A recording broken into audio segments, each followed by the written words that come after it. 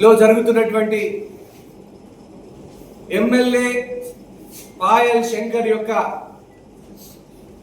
భూ కబ్జాలు, దారుణాలు, ల్యాండ్ మాఫియా, భూముల్ని కబ్జా చేసే మాఫియాని పెంచి పోషిస్తున్నటువంటి పాయల్ శంకర్ గారు ప్రజా సంక్షేమం గాలికి వదిలిపెట్టి పైరవీళ్ళల్లా, కబ్జాలల్లా వ్యక్తిగత ఆస్తులు సమకూర్చుకోవడం కోసం ఎంతకైనా తెగిస్తా ఉన్నారు. ఈ మధ్య ఒక సర్వే చేస్తే ఆ సర్వేలో అవినీతిలో నంబర్ 1 ఎమ్మెల్యే ఎవరంటే ఆదిలాబాద్ ఎమ్మెల్యే పాయల్ శంకర్ పేరు వచ్చింది. అందరూ కూడా హైదరాబాద్లో మేము పోయినప్పుడు కూడా అడుగుతా ఉన్నారు, ఏందయ్యా ఈ పాయల్ శంకర్ ఇంత పెద్ద ఎత్తున కబ్జాలు చేస్తున్నాడని. పొద్దున్న లేస్తే భూముల మీద పైరవీలు, భూముల కబ్జాలు, ఆ కబ్జా భూమికి ఎన్ఓసి కావాలి, ఈ కబ్జా భూమికి ఎన్ఓసి కావాలని తిరుగుతా ఉన్నాడు. సెక్రటరియేట్ లో పొద్దున లేస్తే వ్యక్తిగత ఆస్తులు సమకూర్చుకోవడానికి పైరవీలు చేసేటువంటి ఫైల్స్ ని పట్టుకొని సెక్రటరియేట్ అంతా తిరుగుతా ఉన్నాడు. మంత్రుల చుట్టూ తిరుగుతా ఉన్నాడు. ప్రభుత్వ అధికారుల చుట్టూ వ్యక్తిగతంగా తన భూములు కబ్జా చేయడానికి, తన భూముల్ని అక్రమంగా సంపాదించినటువంటి భూముల్ని, కబ్జా చేసినటువంటి భూముల్ని రెగ్యులరైజ్ చేసుకోవడానికి తిరుగుతా ఉన్నాడు.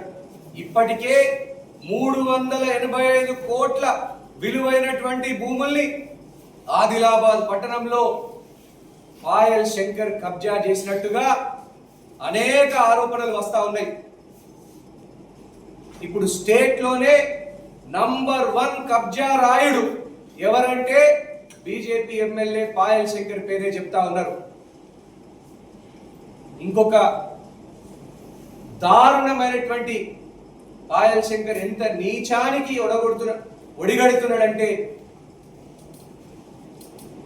మంత్రుల ఒక క్యాబినెట్ మంత్రి గారు సాక్షాత్తు చెప్పినటువంటి పదాల్ని మీకు చెప్తా. ఒక కీలకమైనటువంటి క్యాబినెట్ మంత్రి గారు పాయల్ శంకర్ యొక్క భాగవతాన్ని నాకు వ్యక్తిగతంగా చెప్పడం జరిగింది. అతను ఏమంటుండంటే,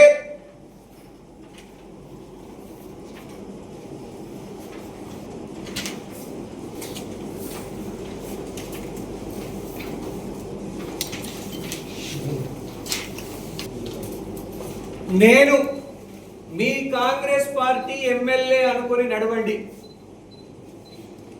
కాంగ్రెస్ పెద్దలతో బీజేపీ ఎమ్మెల్యే పాయల్ శంకర్ దొంగ నాటకాలు, రాయబారాలు. నేను మీ కాంగ్రెస్ ఎమ్మెల్యే అనుకొని నడవండి. ఎంత దుర్మార్గానికి, నీచానికి ఒడిగట్టిండి ఈ పాయల్ శంకర్.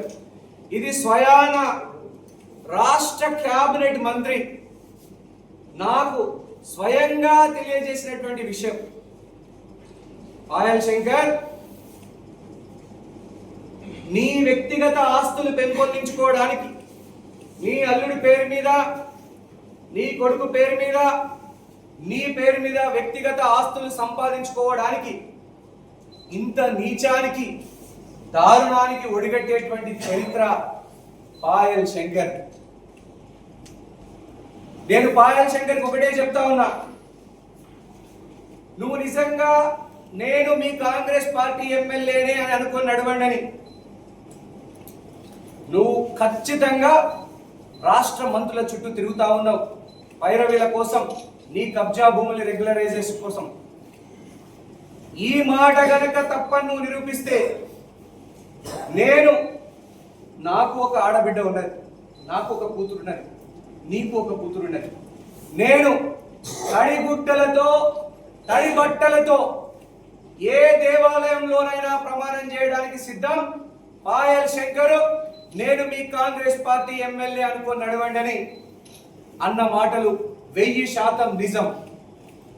దీనికోసం తడి బట్టలతో యాపల్గూడ శివ మార్కండే ఆలయంలో కానీ, జైనత్ లక్ష్మీనారాయణ స్వామి ఆలయంలో కానీ, పెండల్వాడ హనుమాన్ మందిర్లో కానీ నేను నా తడి బట్టలతో నా బిడ్డ మీద ఒట్టు వేసి ప్రమాణం చేసి నేను ఈ విషయం చెప్తా ప్రజలందరికీ. నువ్వు ఈ మాట మంత్రుల దగ్గర అనకపోయి ఉంటే నువ్వు కూడా నీ బిడ్డ మీద తడి బట్టలతో ప్రమాణం చేయడానికి నాతో పాటు సిద్ధం కావాలి. పాయల్ శంకర్ సిద్ధమేనా? ఎంత నీచానికి ఒడిగట్టావు. కాంగ్రెస్ పార్టీలో చేరాలని నువ్వు మోకాళ్ళ మీద నడుచుకుంటూ కాంగ్రెస్ పెద్దల్ని కలిస్తే నిన్ను చీగొట్టిను, దగ్గరికి రాణిస్తలేరు నిన్ను.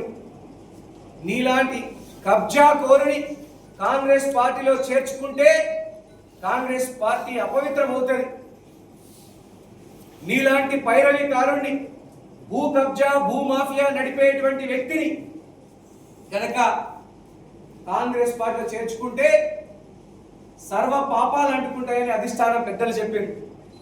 నీ నీచమైనటువంటి వ్యక్తిత్వానికి నిదర్శనం నేను కూడా కాంగ్రెస్ పార్టీ ఎమ్మెల్యే అనుకొని నడవండి. నువ్వు ఏ విషయంలో అయితే మంత్రులతో స్వయాన మంత్రి గారి పేషీల్లో వెళ్ళి చెప్తా ఉన్నావు అంటే నీ కబ్జాలు ఇట్లాగే కొనసాగాల, నీ భూమాఫియా ఇట్లాగే కొనసాగాల అని నువ్వు ప్రయత్నం చేస్తా ఉన్నావు.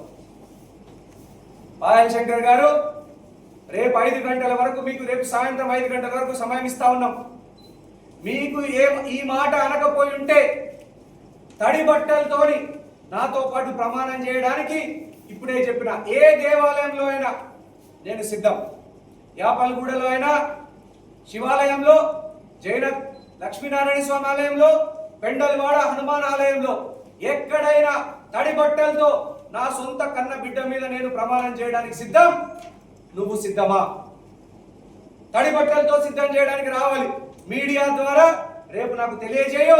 సాయంత్రం 5 గంటల వరకు నువ్వు ఎప్పుడు పిలిచినా కూడా సాయంత్రం 6 గంటల వరకు తెలియజేయి. మనమిద్దరం నువ్వు ఏ ఆలయానికంటే ఆ ఆలయానికి పోదాం, తడి బట్టలతో ప్రమాణం చేద్దాం.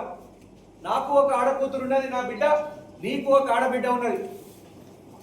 ఈ మాట అన్నవు అని నేను, అనలేదు అని నువ్వు ప్రమాణం చేయాలి.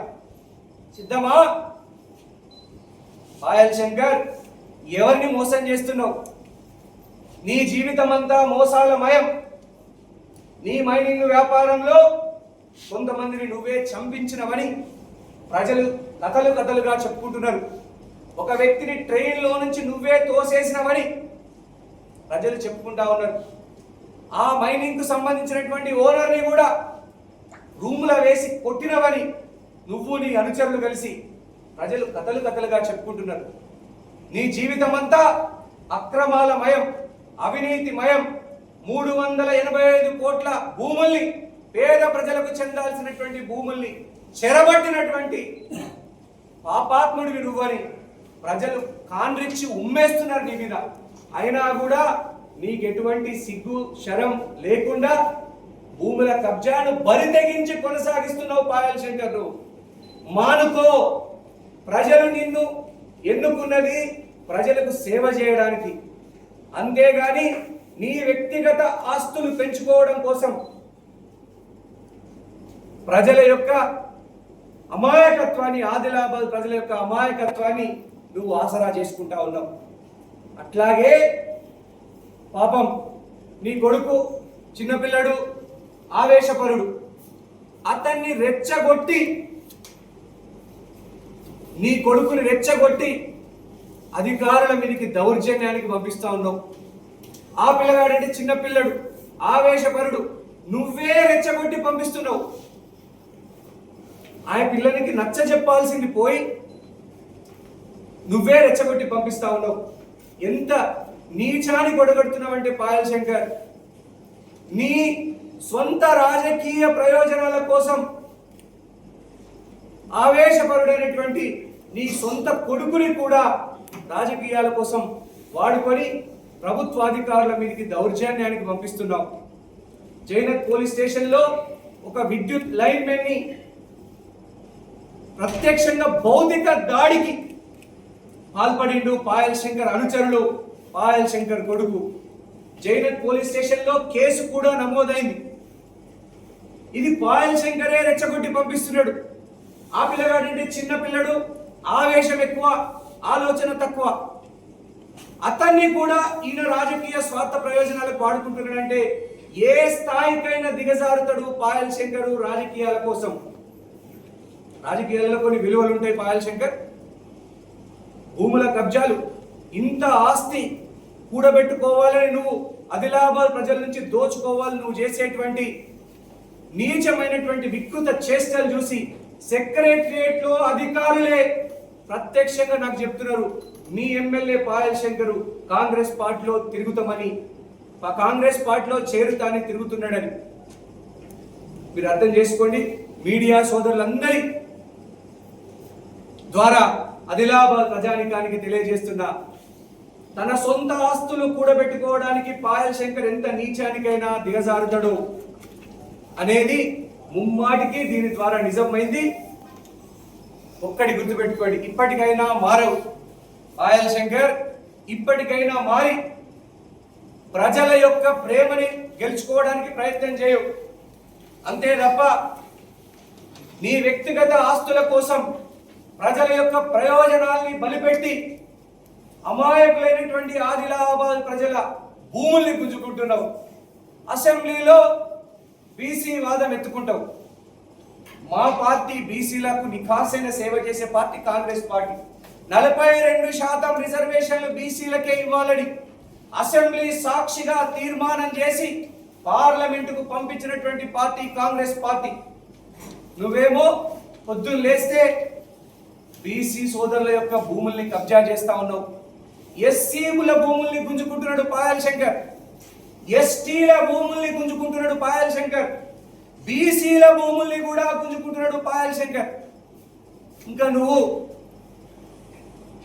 ఇంత ఆస్తిపాస్తులు అక్రమంగా కూడబెట్టుకొని ఆదిలాబాద్ ప్రజల ఉసురు పోసుకుంటున్నావు పాయల్ శంకర్. ఖచ్చితంగా ఎప్పుడు ఎలక్షన్లు వచ్చినా ఈసారి నీకు డిపాజిట్ కూడా రాకుండా ఓడించడానికి ఆదిలాబాద్ ప్రజలు సిద్ధంగా ఉన్నారు. నీకేమాత్రం పౌరుషం ఉన్నా, ఏమాత్రం రోషం ఉన్నా కూడా నా సవాల్ని స్వీకరించి, ఏమాత్రం పౌరుషం ఉన్నా కూడా నా సవాల్ని స్వీకరించి రేపు 6 గంటల వరకు నాకు తెలియజేయు పాయల్ శంకర్. ఏ గుడిలో అయినా ప్రమాణం, తడిబట్టలతో ప్రమాణం చేయడానికి నేను సిద్ధం, నువ్వు కూడా సిద్ధంగా ఉండాలని మీడియా మిత్రుల ద్వారా నేను ఈ సందర్భంగా విజ్ఞప్తి చేస్తా ఉన్నా. మీ అన్ని విషయాలలో పైరవీలు, నిరంతరం పైరవీలు, సెక్రటరియట్ చుట్టూ, మంత్రుల చుట్టూ, అధికారుల చుట్టూ పాయల్ శంకర్ తిరుగుతూ చెప్పేటువంటి ఏకైక మాట కాంగ్రెస్ పార్టీ ఓన్నే, నేను కూడా కాంగ్రెస్ పార్టీ ఎమ్మెల్యేనే చెప్పుకుని తిరుగుతున్నాడు. ఎంత దారుణానికి ఒడిగట్టిండో ప్రజలందరూ గమనించాల్సిందిగా కోరుతా ఉన్నాము.